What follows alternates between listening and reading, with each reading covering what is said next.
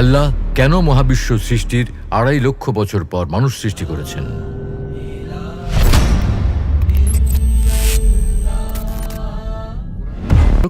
কোরআনুল কারিমে আল্লাহ তাআলা মহাবিশ্ব এবং পৃথিবীর সৃষ্টির বিষয়ে যে সকল আয়াত অবতীর্ণ করেছেন তাতে দেখা যায় মানুষকে তিনি ৬ষ্ঠ ধাপে সৃষ্টি করেছেন। প্রতিটি ধাপ সম্পন্ন করতে সময় লেগেছে ৫০,০০০ বছর। এই হিসেবে মহাবিশ্ব সৃষ্টির ২.৫ লক্ষ বছর পর মানুষকে সৃষ্টি করা হয়েছে। কিন্তু কেন মানুষকে এর আগে সৃষ্টি করা হয়নি? মানুষকে এত পরে সৃষ্টির কারণ কি? এর পেছনে কোনো রহস্য লুকিয়ে আছে কি? এ নিয়ে আজ আমরা আল কোরআন, হাদিসে রাসূল এবং পদার্থবিজ্ঞানের আলোকে বিস্তারিত আলোচনা করব ইনশাআল্লাহ। মহাবিশ্ব সৃষ্টির সময়কাল। প্রিয় দর্শক, আল্লাহ তাআলা পবিত্র কোরআনুল কারিমের একাধিক সূরায় একাধিক আয়াতে মহাবিশ্ব সৃষ্টির সময়কাল বর্ণনা করেছেন।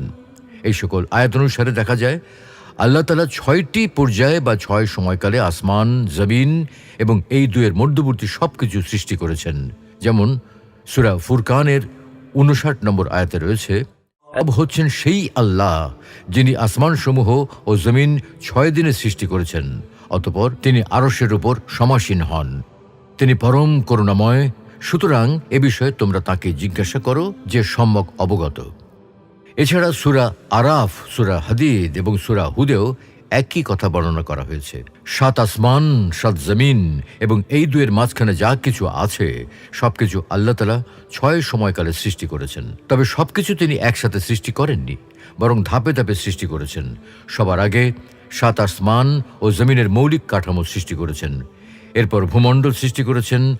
ভূমণ্ডল সৃষ্টির পর ভূমণ্ডলের মধ্যেকার বিভিন্ন জিনিস সৃষ্টি করেছেন। সর্বশেষে ৭ আসমানকে স্তরে স্তরে সুবিন্যস্ত করেছেন। এভাবেই সম্পন্ন হয়েছে মহাবিশ্ব ও মানুষের সৃষ্টি। সৃষ্টির এই ৬ পর্যায়ে কখন কি সৃষ্টি করা হয়েছে, কোন সময়কালে কি কি সৃষ্টি করা হয়েছে, সে বিষয়ে রাসূলুল্লাহ সাল্লাল্লাহু আলাইহি ওয়াসাল্লামের হাদিস থেকে নির্দিষ্ট তথ্য পাওয়া যায়। সহিহ মুসলিমে আবু হুরায়রা রাদিয়াল্লাহু তাআলা আনহু থেকে বর্ণিত, রাসূল সাল্লাল্লাহু আলাইহি ওয়াসাল্লাম বলেন, আল্লাহ তাআলা শনিবার দিন মাটি সৃষ্টি করেন এবং এতে পর্বত সৃষ্টি করেন রবিবারে। সোমবারে গাছপালা সৃষ্টি করেন। মঙ্গলবারে বিপদ আপদ সৃষ্টি করেন। নূর সৃষ্টি করেন বুধবারে।